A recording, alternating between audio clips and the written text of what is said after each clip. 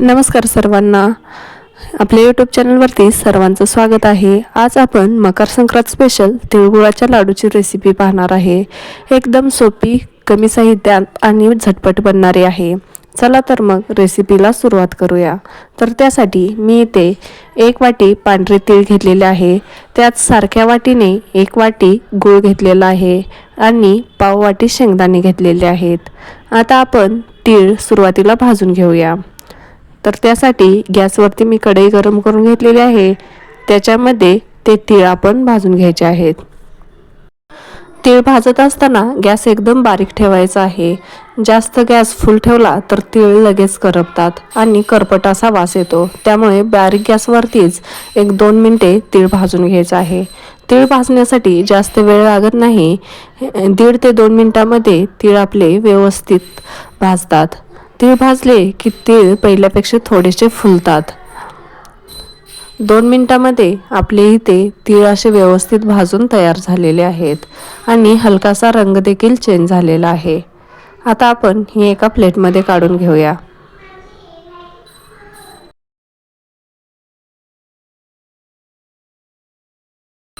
आता हे भाजलेले तीळ एका प्लेटमध्ये काढून थंड करून घेऊया.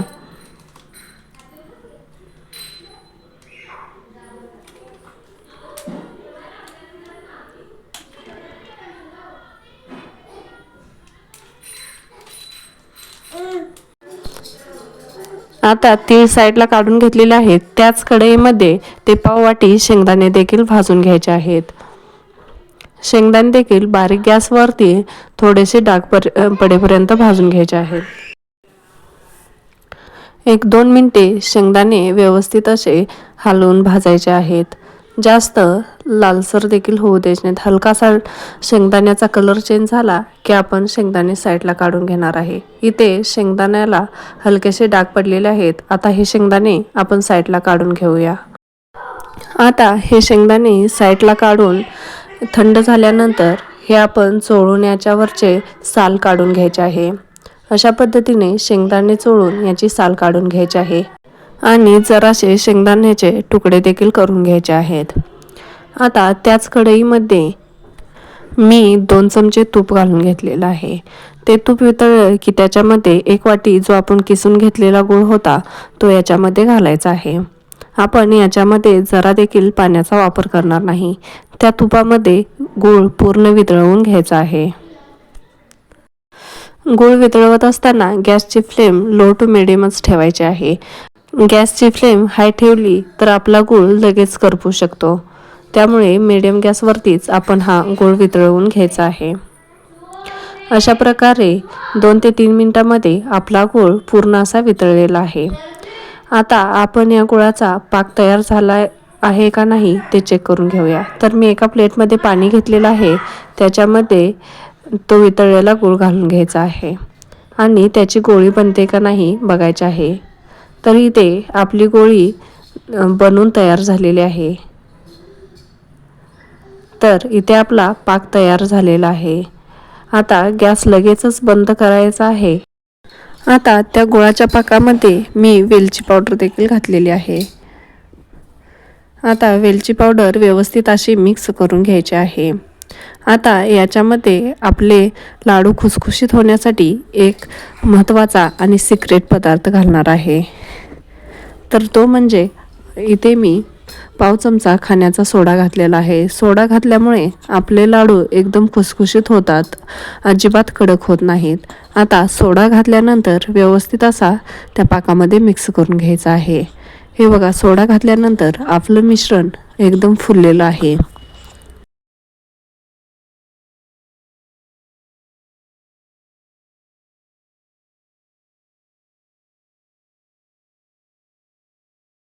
आता गुळाच्या पाकामध्ये आपला सोडा व्यवस्थित असा मिक्स करून झालेला आहे.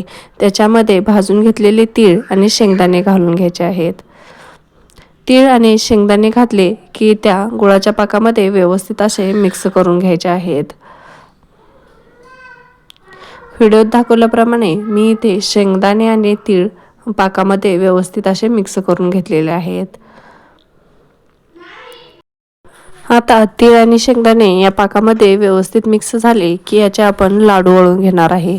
तर त्यासाठी मी अगोदरच एका ताटाला तूप लावून घेतलेलं आहे. आता इथे तीळ आणि शेंगदाणे या पाकामध्ये आपले व्यवस्थित असे मिक्स करून झालेले आहेत. आता हे मिश्रण आपण त्या तूप लावून घेतलेल्या ताटामध्ये काढून घ्यायचं आहे. इथे मी चमच्याने थोडं थोडं मिश्रण काढून घेतलेलं आहे. आता चमच्याने काढल्यामुळे एका साईजचे आपले लाडू बनतात. आपण अशा पद्धतीनं ताटामध्ये थोडं थोडं मिश्रण काढून घ्यायचं आहे, म्हणजे हे मिश्रण आपलं कोमट देखील होतं आणि आपल्याला लाडू सहज वळता येतात.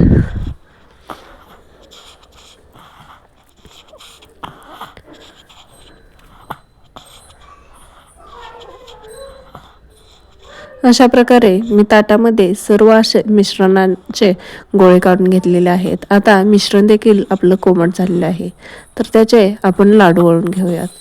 मिश्रण कोमट झालेलं आहे आणि याचे लाडू देखील सहज वळता येतात. हे बघा, अशा पद्धतीने आपले लाडू अगदी गरगरीत असे वळून तयार झालेले आहेत.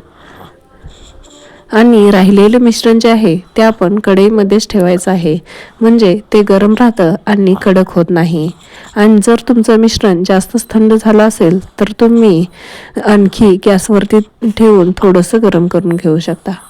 अशा पद्धतीनं मी इथे सर्व या मिश्रणाचे लाडू वळून घेतलेले आहेत.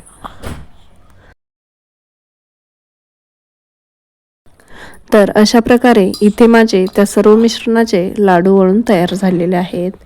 तर आता आपण एका प्लेटमध्ये काढून घेऊया. तर तुम्हाला ही तिळगुळाच्या लाडूची रेसिपी कशी वाटली कमेंट करून नक्की सांगा. आणि ही रेसिपी जरा जरी आवडली असेल तर व्हिडिओला लाईक आणि चॅनलला सबस्क्राईब करायला विसरू नका, जेणेकरून येणारे नवनवीन व्हिडिओज सर्वात आधी तुमच्यापर्यंत पोहोचतील. तर इथं असे सुंदर असे तिळगुळाचे लाडू आपले बनवून तयार झालेले आहेत. तर तुम्ही देखील या मकर संक्रांतीला याच पद्धतीने तिळगुळाचे लाडू नक्की बनवून बघा. आणि आपल्या या शॉर्ट बट स्वीट या यूट्यूब चॅनलला सबस्क्राईब करायला विसरू नका.